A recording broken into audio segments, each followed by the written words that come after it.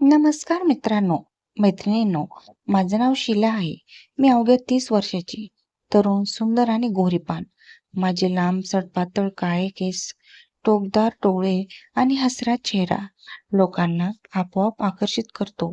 पण माझं हे सौंदर्य माझ्या आयुष्याचं दुःख बनलं आहे. कारण मी विधवा आहे. माझा नवरा गेल्यापासून मी पूर्णपणे एकटी पडली आहे. शेजारी चौकातली टोळी फिरणारी मुलं सगळेच माझ्यावर वाईट नजर ठेवतात. रात्री झोपल्यावर दारावर टकटक, कधी दगडफेक तर कधी चाळे करण्याचा प्रयत्न करतात. कारण त्यांना माहिती आहे मला कुणाचा आधार नाही. माझं लग्न झालं तेव्हा खूप सुखात होते. आम्ही दोघे एकमेकावर जीव ओवाळून टाकायचो. पण सुख फार काळ टिकत नाही म्हणतात ना. एक दिवस माझं ते सुख जग हरपलं. नवऱ्याच्या मृत्यूनंतर 4 वर्ष झाली. मी फक्त त्याच्या आठवणीत जगले. पण आता तेही व्यर्थ वाटू लागलं. मी ठरवलं आता स्वतःच्या हिमतीवर काहीतरी करायचं. सुरुवातीला शेतात गवत काढणं, पाणी पाजणं अशी कामे केली. पण तीही मिळेनाशी झाली. हातात पैसा नाही, पोटात भूक, डोक्यावर फक्त चिंता. ती एक भीषण रात्र होती. रात्रभर जागून काढलेल्या एकटेपणाच्या प्रवाहात 9:30 वाजता दारावर ठोठावणाऱ्या त्या तरुणाच्या आवाजाने माझा आत्मा हादरला. त्याच्या नजरेतले विष मला सहन होईना. अंगावर काटा उभा राहिला. मी दार झटकून टाकले आणि एका कोपऱ्यात जाऊन गुदगुद्याने रडू लागले. त्या रात्री माझ्या मनात एक निर्णय पक्का झाला. या गावात माझे राहणे यापुढे अशक्य आहे. मी स्वतःपासून मुक्त होण्याचा मार्ग निवडला. पहाटे उजळताच अंधारात घराबाहेर पडले. पायात चप्पलही नव्हती. डोक्यावर सूर्याची अग्निवर्षा होती. पण माझी पावले मात्र मृत्यूकडे वळली होती. चालता चालता दुपार झाली. पोटात आग धगधगत होती. जिभेला चिटकलेली कोरड ओळखण्याची शक्ती उरली नव्हती. अचानक निदर्शनात एक विहीर आली. मी तिच्याकडे गेले. खोलीचा अंदाज न घेता, पाण्याचे अस्तित्व न पाहता अगदी शांतपणे डोळे मिटून पाण्यात उडी टाकली. पाण्याच्या स्पर्शाने अंग शहारून गेले. थंडगार लाटांनी माझे संपूर्ण अस्तित्व गिळंकृत केले. बुडबुड्यांचा गोंगाट कानात घुमू लागला. श्वास रोखला. हातपाय सैल झाले. माझा जीव सहज सुटेना. शेवटच्या घटका संपत नव्हत्या. शरीराने बंड केले. श्वासासाठी केलेली तडफड अंगाला कुडकुडून उठवत होती. तेवढ्यात वरून एक मोठा स्फोटक आवाज आला आणि कोणीतरी विहिरीत उडी मारली. दुसऱ्या क्षणी एका बाहूने माझे कमरेत गोठवले. त्या हातांची पकड मृत्यूशी स्पर्धा करत होती. अंधारात हरवलेल्या माझ्या भावाना एक शेवटचा स्पर्श जाणवला. ओल्या का उबदार हाताचा. त्यानंतर फक्त एक शून्य. बाकी काही आठवत नाही. जेव्हा डोळे उघडले तेव्हा एका मोठ्या झाडाखाली पडले होते. शेजारी एक तरुण बसला होता. दिसायला 33-34 वर्षाचा, उंच गव्हाळ रंगाचा, डोळ्यात करुणा. मी घाबरून उठले आणि पुन्हा विहिरीकडे धावू लागले. पण त्याने माझा हात घट्ट पकडला. तो शांतपणे म्हणाला, "कुठे जाता? कोण आहात? असं का केलं?" मी काही बोलले नाही, फक्त रडत राहिले. त्याने मला हळुवारपणे उभं करत म्हटलं, "या माझ्याबरोबर." त्या तरुणाचं नाव राहुल होतं. तो मला त्याच्या झोपडीत घेऊन गेला. झोपडीत अंधार होता. त्याने दाराला कडी लावली. तेव्हा मी क्षणभर घाबरले. पण त्याने मृदू आवाजात म्हटलं, "काळजी करू नका. मी आहे इथे. तुम्हाला काही होऊ देणार नाही. मी चहा बनवतो." त्याच्या शब्दांनी मनात थोडं समाधान निर्माण झालं. 10 मिनिटांनी तो चहाचा कप घेऊन आला. थोड्या वेळाने त्याने विचारलं, "तुमचं नाव काय? हे सगळं का केलं?" मी सांगितलं, "माझं नाव शीला आहे. मी खूप दुरून चालत आली आहे. माझा नवरा गेल्यापासून मी एकटी आहे. गावातले लोक मला वाईट नजरेने पाहतात. रात्री दारावर टकटक करतात. मी खूप सहन केलं, पण आता सहनशक्ती संपली. हे ऐकून राहुल खूप हळवा झाला. तो म्हणाला, "शीला, तुम्ही काळजी करू नका. इथे कोणी त्रास देणार नाही. हे घर तुमचं आहे. पण आयुष्य संपवणं हा उपाय नाही.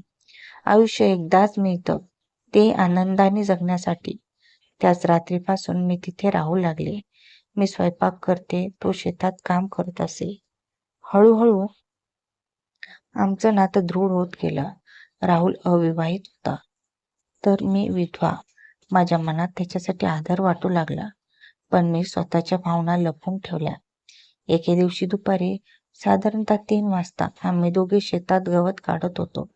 अचानक आकाशात काळे ढग दाटून आले आणि मुसळधार पाऊस कोसळू लागला. वारा सुटला होता. आम्ही दोघेही चिंब भिजलो. धावत असताना माझा पाय घसरला आणि मी पडणार होते. तेवढ्यात राहुलने पुढे येऊन माझा हात घट्ट धरला. पहिल्यांदाच त्याने असा हात पकडला होता. वरून पाऊस, आम्ही दोघे भिजलेलो. त्या क्षणी जग थांबल्यासारखं वाटलं. मी त्याच्याकडे पाहत राहिले, तोही माझ्याकडे. मग लाजून मी खाली मान घातली. झोपडीत पोहोचल्यावर अंगावर शहारे येत होते. राहुल खिडकीजवळ उभा राहून पाऊस पाहू लागला. त्याने कधीही माझ्याकडे वाईट नजरेने पाहिलं नव्हतं. मी हळूहळू त्याच्या पाठीमागे गेले आणि दोन्ही हातांनी त्याची कंबर घट्ट वेठली. गाल त्याच्या ओल्या पाठीवर ठेवला. राहुल क्षणभर स्तब्ध झाला. मग हळूहळू वळून त्याने माझ्याकडे पाहिले. आमच्या चेहऱ्यामध्ये फक्त इंचभर अंतर होतं. त्याच्या डोळ्यातील आश्चर्य हळूहळू कोमलतेने बदलले. त्याने हळूवारपणे माझ्या ओठांना स्पर्श केला. फक्त हलकासा, पिसाऱ्याने फुलणारा टोकाचा तसा. मग एक कोमल आणि भावनिक चुंबन. चुंबन म्हणजे 2 एकट्या आत्म्याचं मिलन होतं. माझ्या डोळ्यातून अश्रू वाहू लागले. हे दुःखाचे नव्हते, तर एका अवर्णनीय आनंदाचे होते. राहुलने हाताने माझे अश्रू पुसत विचारलं, "काय झालं माझी शीला?" मी धीर एकवटून म्हणाले, "राहुल, मी विधवा आहे. माझ्या भवितव्याचा अंधार मी तुमच्या जीवनावर पडू देऊ शकत नाही." त्याने लगेच माझ्या ओठावर बोट ठेवले. तो म्हणाला, "हे शब्द पुन्हा कधी बोलू नकोस. तू विधवा आहेस म्हणून काय झालं? मला तुझ्यावर प्रेम आहे, फक्त तुझ्यावर. तू माझी साथीदार आहेस, माझी दुर्णी आहेस." त्या रात्रीचा पाऊस थांबला, पण आमच्या भावनांचा ओघ थांबला नाही. काही दिवसांनी गावातल्या मंदिरात आम्ही साध्या पद्धतीने विधीने लग्न केले. आता मी आणि राहुल दोघे आनंदाने संसार करतो. शेतात एकत्र काम करतो. संध्याकाळी एकत्र चहा पितो आणि आयुष्याचं उपभोगतो. मित्रांनो, तुम्हाला काय वाटतं? आम्ही दोघांनी लग्न करणं योग्य होतं की चूक? तुमचं मत कमेंट्समध्ये नक्की लिहा. लक्षात ठेवा, आयुष्यात कितीही अंधार असला तरी एकटेपणा वाटला तरी जीवन संपवणं हा उपाय नाही. प्रत्येक संध्याकाळनंतर नवी सकाळ येते. प्रत्येक दुःखानंतर नव्या आशेने दार उघडतं. प्रेम हे फक्त रूपावर नव्हे तर मनाच्या प्रामाणिकपणावर अवलंबून असतं. समाज काहीही बोलेल, पण खरी साथ, आदर आणि विश्वास मिळाला तर आयुष्य पुन्हा नव्याने फुलू शकतं. म्हणून हार मानू नका. स्वतःवर विश्वास ठेवा आणि आयुष्याला दुसरी संधी द्या. ही एक कथा आवडली असेल तर लाईक, शेअर आणि चॅनलला सबस्क्राईब करायला विसरू नका. धन्यवाद.